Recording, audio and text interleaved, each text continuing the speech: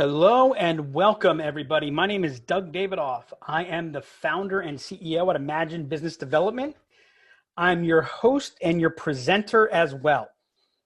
Today, we are going to be talking about what is likely one of the most important areas for anybody involved in customer acquisition, customer success, and especially on the sales side. We're going to be talking about the key elements for successful sales emails.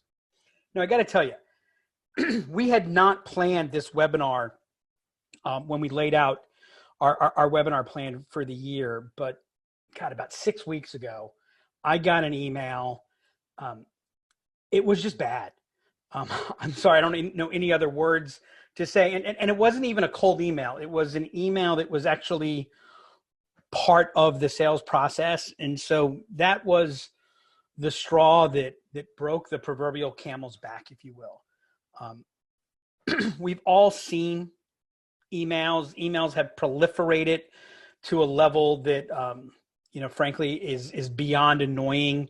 So, it's somewhat trite, I think, today to make fun of some of the sales emails out there. But, it hit me that we've passed the Rubicon, if you will. Email is so important to the day-to-day process of a salesperson. For all of the conversation that's out there that email is dying, nobody reads emails, emails are only mobile, any of those things, all you have to do is talk to somebody who's in the field and ask them or take a look at their inbox and outbox, and you'll quickly see just how important email is if you don't know that already. Now, I am not against any other tactic, but sometimes we're so focused on what's new that what's been around for a long time just it loses its luster. So, everyone's talking about social selling, which again, I have nothing against. We're talking about be where your customer wants to be. And we're saying that in the form that's against email. But think about this. What's the one application that you're in every day? I'll bet it's email. Let's look at a little bit of data. There are roughly, I think the number is a little bit bigger now, but there's roughly 2.6 billion users of email versus 1.7 billion for Facebook. 91% of people use email at least daily versus 57% for Facebook. 45% cite email as the most frequently used channel versus 12% for Facebook. Its organic reach has 79% of the reach of email. And you're 7 times more likely to acquire a customer through email than you are through social media. And here's what I find even more important. 58% of people describe email as the first application they visit in a day versus 11% for Facebook or 20% for search. What's more is you own your email channel. Email in many, many ways is the only channel that we have full control over in terms of what we're putting out there, at least. So if email is so important, why has it become so difficult? Well, it's actually pretty simple, right? Email is a critical linchpin. It's probably the critical linchpin in managing relationships, but it's a push communication tactic in a pull world. The problem with email isn't email, it's how we're managing email. So let's take a deeper look into the problem with email so that we can adjust our approach, especially as it relates to the sales side, to address and overcome the problem. First thing to realize, email has negative value unless it gets in the right person's inbox at the right time. Here's what I mean by this. If you send the right message to the wrong person, negative value doesn't do you any good. If you send the right message to the right person, but it's not the right time, so they don't open it, they don't see it, they don't engage with it, that's going to have a negative impact on your ability to get your email seen and acted on, not just by the person that you're emailing, but if it happens consistently, it's going to hurt your ability to connect with anybody. And so one of the things that I've identified is, well, people like email because we think of it as being free. And because it's free, we think, hey, there's no cost for doing it. So I see a lot of people, the whole email blast mentality, whether it's from a marketing side or a salesperson side, we send email without giving thought to it. Think about this. Think about the typical emails that you send and ask yourself, would you send those emails the way you send them if you had to pay, say, $50 to send the email? What if email were like overnight delivery, right? What if you had to pay to send an email what you'd have to pay to send a package overnight? Would you put more or less time into crafting and developing the emails that you're sending? You know, my bet is you'd be putting a lot more time in, right? But because we're actually building a bigger and bigger barrier to be seen and heard from the right people. You see, we think of everything, or I don't want to say we think of everything, that's a little bit of an over-exaggeration, but too often email is viewed through the prism of sending the email. As a matter of fact, one of my least favorite topics that I see regularly on blogs is, when's the best time to send an email? But I don't care when you send an email. I don't care how you send an email. I don't care if you send an email. The only thing I care about is the email delivered? Right? It's not when's the best time to send the email. It's when's the best time to have the email delivered? What's the best way to get the email delivered? Think of it this way. If an email gets delivered to a forest, but there's no one there to receive it, was it ever really sent? Right. Email deliverability, getting into the inbox, is one of the biggest challenges facing any growth-focused organization. More on that in a minute. Here's the second problem. How do you feel about email today? It's probably pretty close to this. We are suffering from email fatigue. We are over-emailed, right? And what's worse, it's not just that we're over-emailed with worthless emails. How many emails do you get internally from your organization in an average day or week? Now, think about what percentage of those emails that you get from within your organization, you're like, I don't even know why someone sent this to me. I don't need this email. It's probably a pretty significant percentage.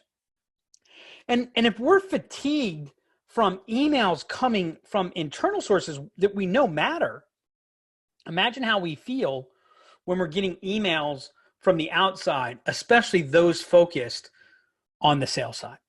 You see, this is your prospect's inbox. When you're sending emails, you are competing in Times Square. There is no more competitive real estate on the planet than your prospect's inbox. You need to understand, barrier one, getting delivered. Barrier two, getting into the inbox, right? There's a whole lot of other boxes that your email could get caught in. And even when it's delivered into the inbox, is it noticed? That's barrier three. And then barrier four is it engaged and acted upon? Right? When you think of email from the perspective of the most competitive real estate on the planet, you'll approach your emails from a different perspective. I can tell you, in almost every case, if you want to improve your message impact, if you want to accelerate your sales cycles, send fewer, better emails, and you'll get better results. Candidly, that's good news. Fewer emails, but the time that you save sending emails, put that into developing better emails. Now, this next barrier to emails is, in many ways, the biggest barrier to getting your email understood, to getting your email to have the impact that you want it to. And what's more, to not have the impact that you don't want it to. How many times have we sent an email only to have that email totally misunderstood? How many emails 2 months, 3 months, 6 months, I don't know, a year down the road end up butting us in the you-know-where? From a communication perspective, this next point is both what makes email so powerful, but it also is what makes it so challenging from a communication mechanism. And that is, email is asynchronous communication, right? You, the sender, your mindset is, hey, we're totally clear and focused on what it is that we're sending. But when the receiver gets the email, they're like, yeah, I'm totally somewhere else, right? And so emails get communicated, or emails get sent that are totally out of context. What's more, emails, once they're seen, once they're engaged with, have a very long shelf life. Now, if they're not seen, they have a very short shelf life. They have a half-life of about an hour, which means the effectiveness of your email decreases by 50% every hour that it's not seen and acted on. But once it's acted on, if it's engaged, once I know who you are and what's there, that email has a very long shelf life. How many times do you access an email that's 3 months, 6 months, 1 year, 2 years old for any number of reasons, right? So first off, even when it's sent, we have a tendency as the sender to be really clear on the context that we're trying to communicate in. But then when the receiver gets it, well, they're unlikely to look at it at the exact time that we sent it or that we conceived the message. And what's more, we're relying on their ability to remember it and what has happened since we had the conversation that we're referring to, what else is going on in their world. That is why emails get misunderstood so frequently. And that's why emails, sales emails that we send to initiate conversations, fall on deaf ears. Because if the receiver saw the world the way you did, they would make all the sense in the world. But because they're not viewing it that way, it doesn't have the context, it doesn't have the impact. And so it gets totally missed. You need to understand that in many ways, every one of your emails needs to be able to stand on its own. You need to understand that the person that you think you're sending the email to, especially when you're sending a sales email, is very rarely the only person who's going to view the email. They may not even be the most important person to view the email. And the likelihood is that email is going to be seen at various times. And so this is where the definition of great communication really applies. And the definition of great communication is not communicating so that you can be understood, but communicating so that you can't be misunderstood. Alrighty, that's the problem. Let's solve the problem now. We have studied, well, I want to say thousands of emails, but that would indicate a much smaller set of emails that we've studied. We've studied probably net millions of emails, both through firsthand research that we've done, but we've also broken down many other research studies around email at different points in different times and different situations to identify what emails work and what emails don't work. And I want to be clear. What I'm going to talk about absolutely applies to what I think a lot of people think of when they think of sales emails, which is the cold outreach or the initial outreach email. Absolutely 100%. What I'm going to talk about applies to that email. But I'm talking about all emails geared for influence. So by the way, while these 10 elements are not designed from the marketing side, the theme applies to your marketing emails. I would encourage you to use these same factors in the prism of how you view your marketing emails. Now, we have created a calculator based on these 10 factors that I'm going to show you.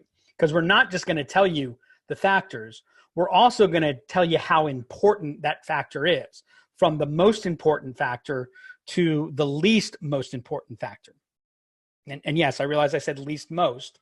I want to emphasize all 10 of these factors are critical. If it wasn't important, it didn't make the list. And by the way, important doesn't mean it would be better or nicer if you did something. We took a look at what are the elements that make a difference, right? So they're all important, but some are more important than others. This applies to cold emails, initial emails, and emails through the entire customer acquisition cycle.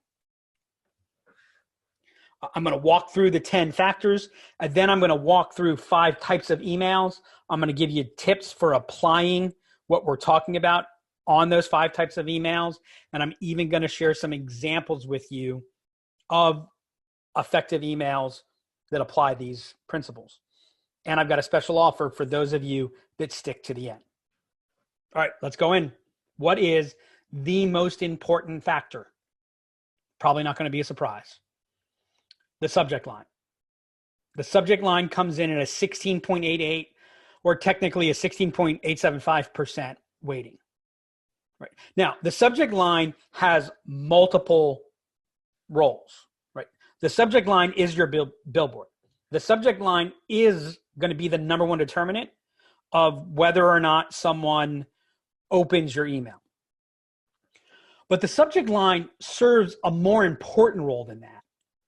Right? Remember I talked about the inbox? Here's the beautiful thing about the human mind. I do not consciously notice the subject lines of all of these emails. Heck, if this were my email box, I'd probably click up here, click delete all. I'd do it pretty fast. I would tell you I didn't even look at the email. But the human mind is an amazing thing. We see everything, right? Everything gets recorded somewhere in our brain. And what gets recorded has an invisible influence on how we view, see, or think about things in the future. So a good subject line doesn't only increase the likelihood that the email gets noticed consciously, it also provides that basis, that scent, if you will. There's a persuasive component to the subject line that can impact your long-term success even when your email isn't consciously noticed. Here's the key when crafting your subject line. The job of the subject line is to stand out in the inbox. You want to stimulate curiosity or relevance, right? You want someone, when they see that subject line, and by the way, I can tell you I do this, and I only know I do this because I advise people on email so often. As I'm deleting my emails, I'm quickly scrolling through, and for reasons that I'm not always clear, some email pops out and I go, I wonder what that says. I wonder what that's about. Right. And the two things that are going to cause that is curiosity. That's interesting. What's that about? Or relevance. Wait, this might matter. Right. The subject line needs to answer the question, why should I read this? Clear, concise, and strong. Now, I'm going to tell you that strong subject lines typically have 7 to 12 words and 35 to 70 characters. But I do want to emphasize that last piece. That's the least important part of what a good subject line is. I've seen great subject lines violate this rule to the short or the long side. So I want to encourage you, use that as a guide. The biggest danger of a subject line getting too long is I don't see the entire subject line. And so it creates ambiguity as opposed to curiosity. So, all things being considered, you want the full subject line to be seen, and it needs to answer the question, why should I read this? Why should I allocate the limited bandwidth of attention I have to this email instead of the 76, probably 1,000 things that are competing for my attention? Subject line, number one in importance. Now, what might surprise you is the number 2 is equally important from a weighting standpoint. Now, the subject line is the first piece, so that's why it's first. But I've seen people spend insane amounts of time on subject line only to shoot themselves in the you know what because they missed the second component. And by the way, if you're sending an email to someone who is likely to engage with the email, I would say that this next point is actually more important than the subject line. And that's the first two sentences, right? The first two sentences of your email are going to have the biggest impact, not just on the email, but everything that happens after that. You know, in journalism, they call the first paragraph the lead. It's the most important paragraph. It's the paragraph that tells you everything.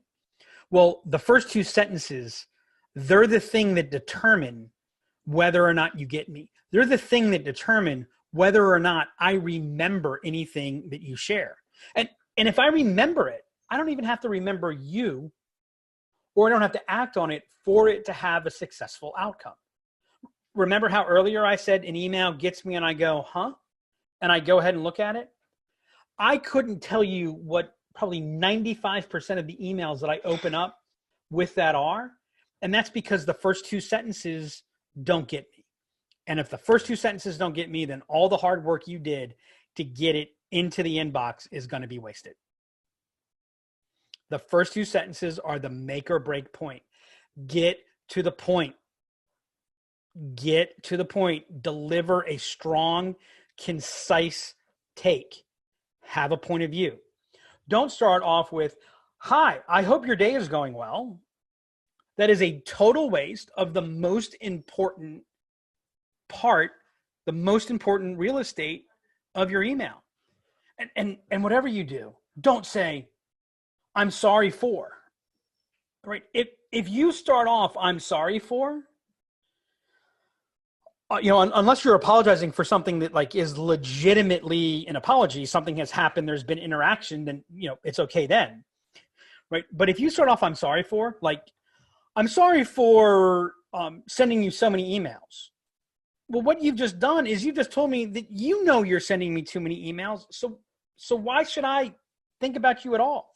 Right? Those first two sentences have to communicate confidence, and they need to answer two questions.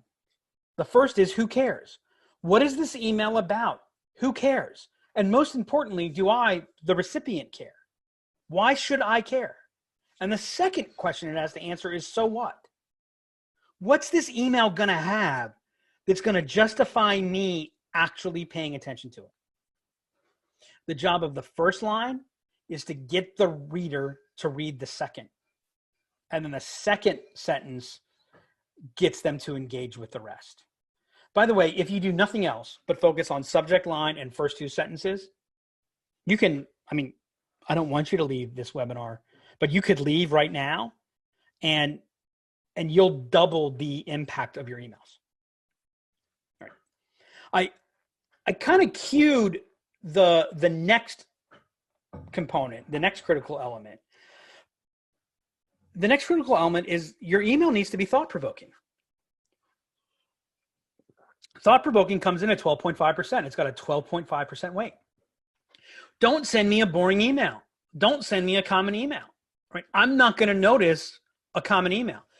By the way, the proliferation of these AI or email templated items, it's killing our ability to communicate. Right? Because we're actually programming irrelevance without realizing it. Because if what I do looks and sounds like things that I see that are irrelevant, then before you have a chance to get a word out, you've already communicated that you're irrelevant. I almost didn't share. I actually didn't want to share example emails like I'm going to share at the end, because one of the things that I see is far too often someone says, here's an example of a great email. And then everyone starts to copy that email. Well, that email was great because it was different than other emails, right? And so your email needs to be yours. It needs to have some counterintuitive element, right? If the message that you're communicating feels like everybody else's, no reason to pay attention to it.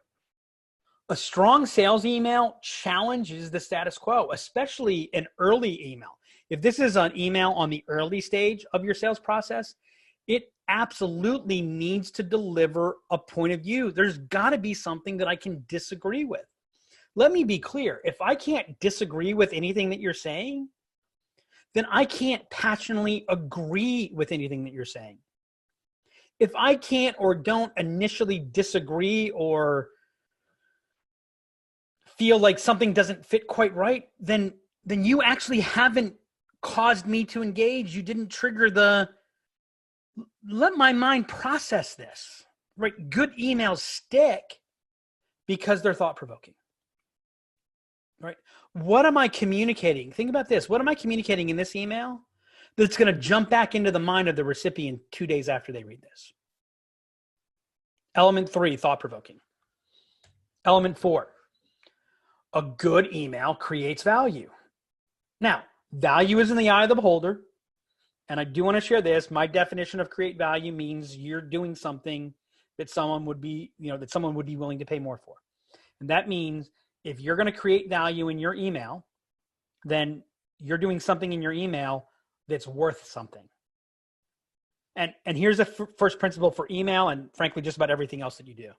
If you're not creating value, you're extracting value. There's no value neutral. You're creating it or you're extracting it. Good emails solve for the recipient. I ask salespeople, I ask marketers this question too. I ask salespeople though, why are you sending this email? Well, I need to.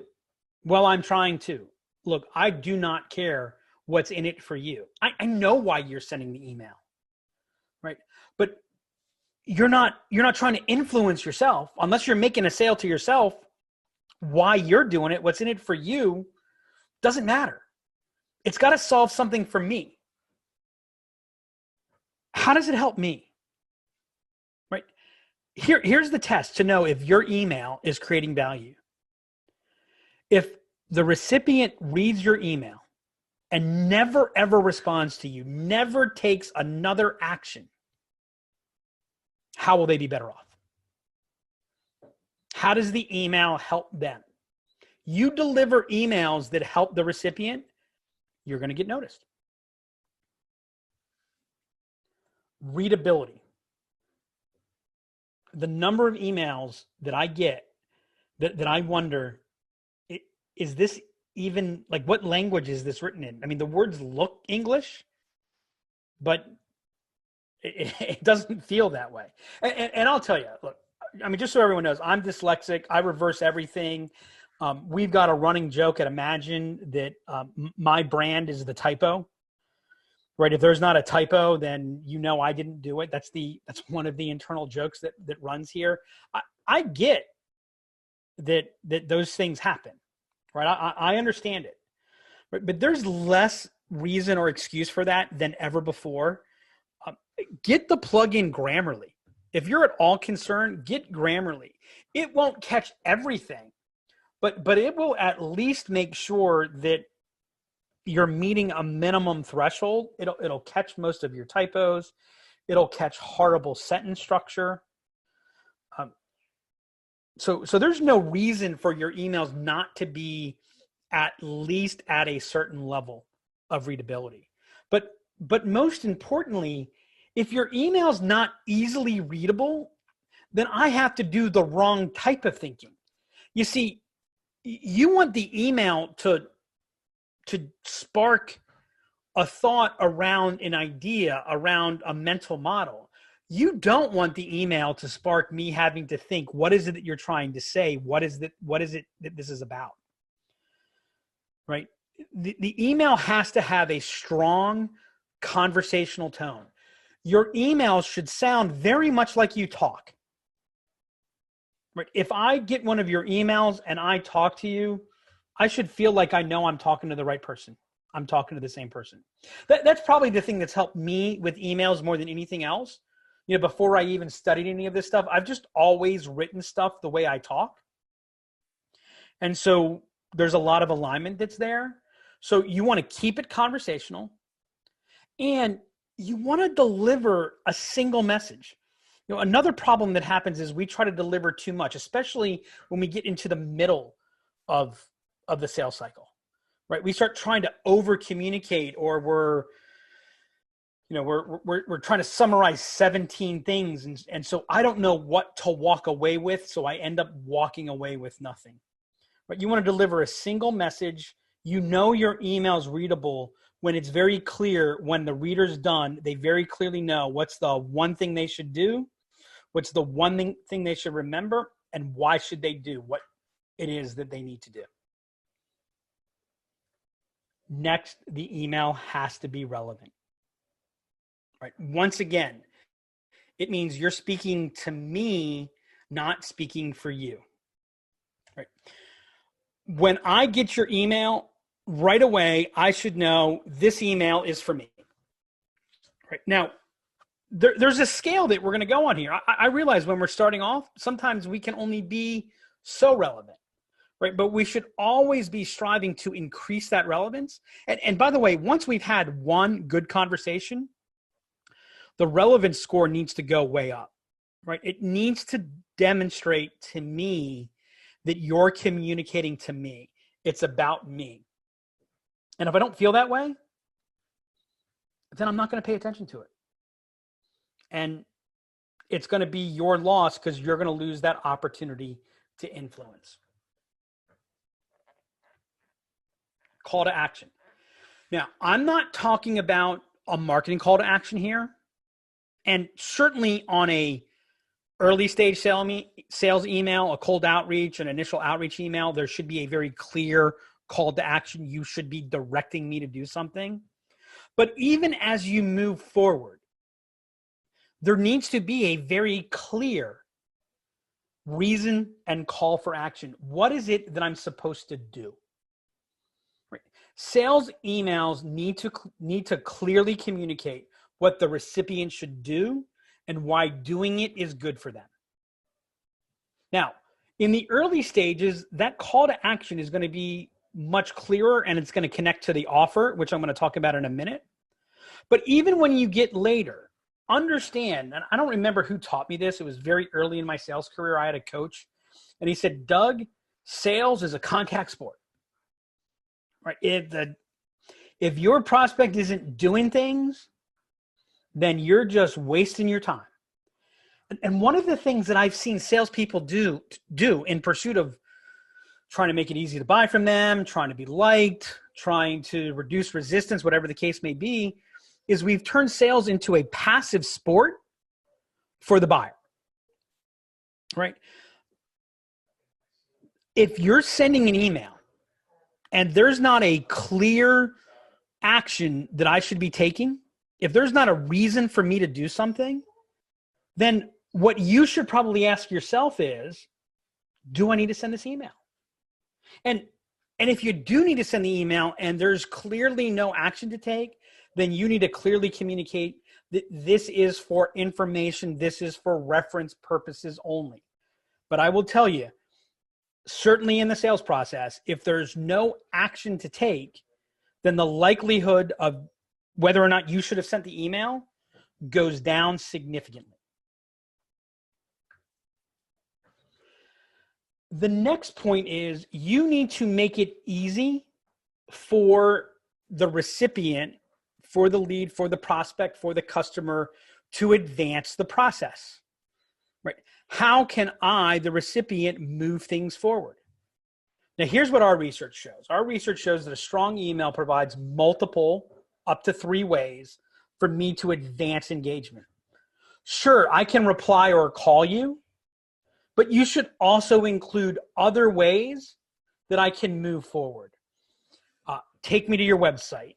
Let me have a meeting link. Let me watch a video. Let me learn what this is about. Make it easy for me to do research, right? The easier you make it for me to take a next action, the more likely it is that I'll take that next action. Make it easy for the recipient to advance. Next element, it has to align with everything else. Right? Emails do not exist in a vacuum. A strong email aligns with the website. It aligns with the overall communication strategy. It aligns with the value proposition. It aligns with the sales proposition. it fits all of the touch points, right? And that's why there needs to be a clear voice coming from the company, because if the email feels different from the website, and the website feels different from the conversation that I have with you, and the first conversation I have with you feels different from the fifth conversation I have with you, then all of the things that you're doing are actually working against each other. They're not working for each other. The ninth element, alignment. Let's go to the last one, the 10th critical element.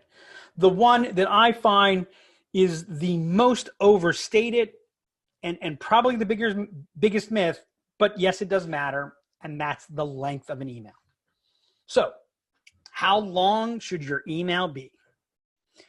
For those of you that are old enough to remember the Tootsie Pop Owl, how long should an email be, is kind of like asking the question, how many licks does it take to get to the center of a Tootsie Pop? But I am here to answer that question. How long is the ideal email? Well, the best length for an email is however long it needs to be to clearly and concisely communicate the relevant message. It shouldn't be one word more than necessary, and it shouldn't be one word less than necessary. And for all the people out there saying that an email has to be less than 100 words, 150 words, I ask you, how many of you would send your salespeople into a meeting and say, at 5 minutes, stop talking? Right? Because that's basically what we're saying. Now, let me be clear. All things being equal, shorter emails tend to do better. But that really has nothing to do with the length. This is the real reason why shorter emails tend to do better. Well, first off, great communication shortens communication. You know, I think it was Abraham Lincoln who it was attributed to having written a letter to one of his generals during the Civil War where he wrote, "My apologies for not having written you a shorter letter. I didn't have the time to make it shorter." Right? One of the things you'll find in any great piece of literature, book, article, is it goes through a very significant editing process that condenses everything, it shortens everything, it makes it tighter. So great emails are shorter than their equivalent long emails, not because short does better than long, but because more work's been done to make it short. So that's number one. That's the good reason. The second reason is if you're sending crappy emails or you're communicating crappy messages, or frankly, if you're writing crappy content, less crap is better than more crap. So if you're writing a bad email, and we've seen the emails, most of the emails out there, they're really bad. That's why we're doing this program. If you're sending bad emails, then send a short one, right? Because it'll do better than a long one. But that's really the only reason. Length is about being concise. Length is about being tight. Length is about ensuring that you're communicating the essence of what you want to communicate. That's the clear point of length. We have had cold outreach emails that are 600 words that perform exceptionally. Now, it's not typical that an initial cold email is going to be 600 words. But just because it's 600 words, and I promise you, if you were to go to anybody to say, hey, here's a cold email that I'm going to send out, and it was 600 words, I can tell you 98 to 99.5% of the people that you talk to will tell you it is too long, right? Length is what's the right length to communicate the essence of what you're trying to communicate. So those are the 10 elements. Now, if you're interested in being able to utilize this, like I said, we have created a calculator. You can visit the website, or if you're a member of the Sales Genius Network already, it's available in the Sales Genius Network, or as an example of what I'm about to talk about to show you that will make it easier for you, if you send me an email and let me know that you want a copy of the sales email effectiveness calculator, we'll send it to you. It goes through all 10 of these elements. It shows you the weightings. You can look at your email. You score your email on each category on a scale of 1 to 10. Your goal should be to get a score of 80 or better. the higher the score, the more effective your email is going to be. So those are the 10 elements. Now let's apply those elements. Let's take a look at the 5, what we refer to as the core email types that happen in sales, give you some tips and some examples for that. So number 1, let's talk about the one that most of you are probably here thinking about anyways, and that's the cold outreach or the initial outreach. First tip, don't act like it's cold, right? We kill our initial emails simply because we're like, I know you haven't heard of me, or sorry to bother you, right? If you've got something important to send to me, if you've got something important to share with me, then share it with me, right? Let me see it. Let me see it the right way, right? Be confident in your email. Be direct in the email that you're sending, right? So that's number 1. Number 2, deliver a point of view. Have an insight. Challenge my thinking. Be counterintuitive somewhere. Number 3, have a strong offer. That goes to the call to action. Remember, you are competing for my time that I don't have enough of. So it's not just that you have to earn my attention. You have to earn me taking away the attention from somewhere else. Why should I do that? What's in it for me to act? And realize you're guilty until proven innocent, right? So be really clear on what's in it for me so that I can take the right action. Number 3, make it easy for me. Number 4, make it easy for me to act. So the super popular thing today in sales is the calendar link. And let me, make no mistake, I love the calendar link. The calendar link saves so much time. But I've learned that some people that I communicate hate the calendar link. And I've also learned that sometimes I hate the calendar link because now I have to do the work. And there are a lot of times I'm like, I don't want to click the link, then look at your calendar, look at what you have open, then find what I have open, then go back and forth, then select, then fill out your form, and so forth, right? Sometimes I don't like that. So give me the option, right? Think about what action do you want them to take, and then think about how can you make it easier for me to take that action. And remember, easier is defined by me, not defined by you, not defined by some consultant. Last piece, and in some ways it's the most important one, be human, be you.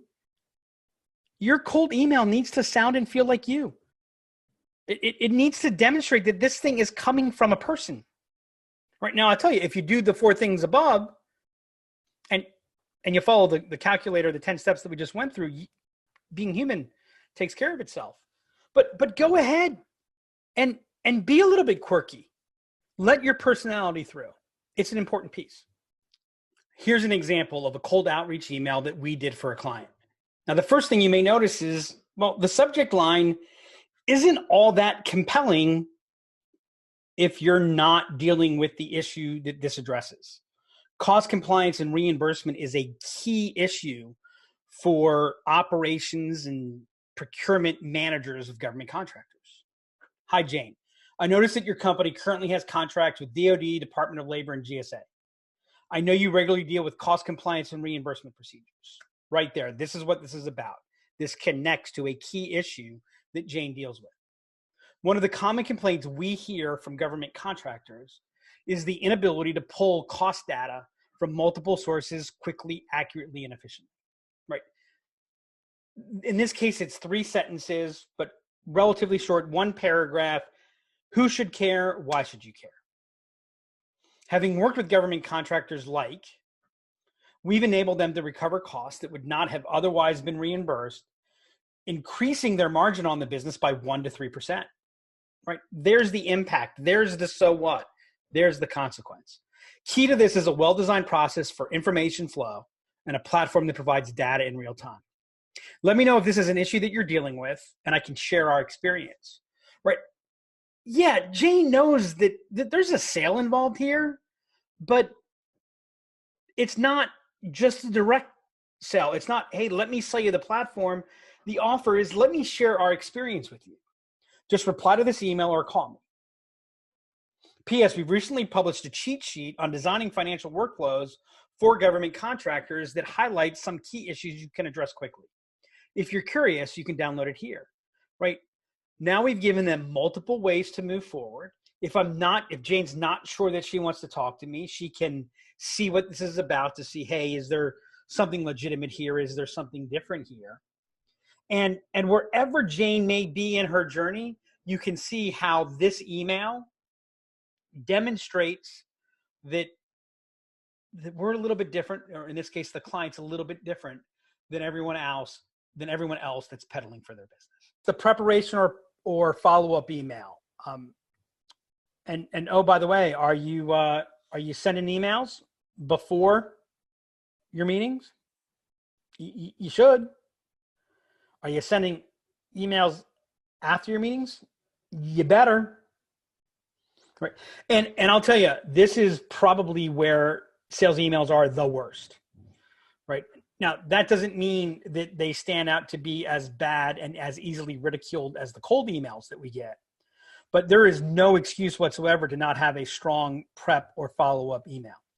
And the two mistakes that get made is that they're overly, brief, for lack of a better word, or they're boring, complex, and all over the place. So remember, these preparation emails and these follow-up emails, these are the ones that are going to have your longest shelf life. And I can tell you, the prep and follow-up emails that we send in our process, they go a long way to helping us accelerate the sales cycle. We're able to track and we see how they get spread, how often they get referred to. So realize when you're sending this email, you got multiple audiences, it's going to have a really long shelf life. So what do you have to do? You got to provide context. Remember, when you're writing the email, you're 100% clear about what just happened. You're either doing it right after the meeting, you're doing it thinking about the meeting that's coming up, you're referring to the notes in your CRM. Well, when the person that you send this to gets it, they've probably had 3, 4, 5 meetings since the meeting you had with them. They don't remember what you talked about. They've got 100 other things going on. You've got to create that context. The second point, a good prep or follow-up email has a beginning, a middle, and an end. Right? The email tells a story. The number of prep or follow-up meetings that are one line or two, they feel closer to text than they do to emails. You lose a lot of your opportunity there. I talked about multiple audiences and having a long shelf life. The last piece of the puzzle is take advantage of persuasion. This is why prep emails are so powerful. I love to send prep emails at about 24 hours before the meeting. And my prep email is going to have copy in the email and links that get people thinking about what we're going to talk about. So my sales call typically starts about 24 hours before the sales call. So I've already got them thinking, I've already got them revved up. And on my follow-up email, I got them thinking and I've got it positioning to whatever the next step is going to be. Here's an example. So very often we'll finish a first or second conversation and we'll move to some version of a readiness assessment. We clearly encapsulate what we talked about here. What is the key issue? We give them a link to get a greater understanding. We give them some homework. We hit some key points. We make it very clear what the next step is going to be. That's the prep and follow-up email. Re-engagement emails. Sometimes you're going to go an extended period before the next conversation happens, or they're in the middle of doing something, so now's not the right time. They tell you to circle back. Well, how do you re-engage people? How do you reignite conversations that maybe picked up a little bit of heat and then died off? What you're going to find is A good re-engagement email is going to do 4 things. It's going to have kind of what I like to call in our last episode. If you've ever watched a good show, they oftentimes serial type show, it starts off and they quickly summarize what's happened in the show up to the point so that you remember what's been going on when the show starts. You want to recapture the thread that kept things going in the first place. You want to make sure that you're contextual. Remind them of what's the total fit. You want to be direct, and you're going to answer the question, so what? Here's an example of a re-engagement email that we sent this about 18 months ago, right? Good evening. How's the Las Vegas rollout going? Are you learning what you expected? When we talked a couple months ago, blah, blah, blah, right? This is probably the shortest re-engagement type email that we had. This was after about a 2.5 month break in between. By the way, meeting got set 2 days later. 1 month later, they were a customer. General communication. These are the general emails that you're sending. We've hit on these points, so I'm going to go through it real quick so I can have some time to hit the last funnest email that we have. General communication provides context, right? Once again, what's the context of the situation? You know why you're sending it. Make it easy for me to remember why we're sending it. Don't assume anything. Don't assume I know what you're saying. Don't assume I know why you're emailing me this. Remember, you're going to be communicating likely to multiple audiences. This is going to come up in different ways through your sales cycle at different times. Make it easy for me to act. If there's no action for me to take, once again, then you probably shouldn't have sent the email. And sound like a person. Your email is the representation of you when you're not there. Alrighty, let's get to the last one. Probably the most controversial sales email involved, and that's the breakup email. Now, I will tell you, there is no email that we send that is more effective than the breakup email. And there's probably no email that people in the world bitch about more than the breakup. And the reason they bitch about the breakup email is because, well, the breakup email got popular and everyone started copying it. And you might be familiar with one of the more common lame breakup emails. Did a file cabinet fall on you? Did you get eaten by an alligator? Or any of a number of those types of things. Now look, I've hated that email for a long time, but I also know why it worked, right? When the person who used it first, there was something that caused it to make sense. Maybe that was their sense of humor. I remember I sent a breakup email that had a GIF of a cat. Now I got to tell you, I hate cat GIFs. I think they're trite as hell, right? And for the record, I'm a dog person. But in the context of what I was talking to this person about, we had some conversations about, how their industry was really old and staid and this and that and, standing out. So the breakup had something along the lines of, and who doesn't like a cat GIF, right? And it worked because it fit the context of the relationship, right? And here's when she responded to it, she said, look, I've been meaning to respond to you for a long time. My apologies, but I got to tell you, when you sent me this, I laughed out loud, literally. And so I just felt guilty to not give you a response and update you with what was going on right now. So here's why this worked, right? There was a relationship. See, the thing that cracks me up is we send the breakup email when there's no relationship to break up. Just because you've sent me 3, 4, 5, 25 emails doesn't mean there's any relationship. And so if I haven't engaged with you, there's no breakup email. Don't tell me you're about to close the file, right? Because I don't care. The second thing is breakup emails, they feel like you. My breakup emails often have a bit of sarcasm in them because I'm a sarcastic person. But one of my salespeople, they shouldn't send that sarcasm because that's not them. The third, don't bluff. See, one of the reasons that the breakup email works is because you're in essence making the decision for someone, right? And so sometimes you find that breakup email is so good, you pull it out too early, right? And it doesn't work. So if you're going to say you're leaving, then make sure you leave. You want to highlight the impact to them. And lastly, you want to make it easy for them to say, now is not the right time. Hi, Tom. I trust things are going well, and I imagine you're keeping yourself pretty busy. Hey, the last thing I want to do is be a pest on these things. Ob shared with me that he thought our take and approach could help with what you're building. Right. Let me know if this is something you want to pursue, or if you'd prefer that I put this on the back burner. If I don't hear from you in the next couple of days, I'll assume the latter, and I'll close the loop with Ob. In any case, we're here and ready, and we'll be here in the future. If you need us then, let me know. I sent this email at 6:35 p.m., got a response for 6:47 p.m., got the meeting set for the next Tuesday. Why? Because it was real, right? Because it fit the context of the situation. Because some relationship had started, things had been promised, it fell apart.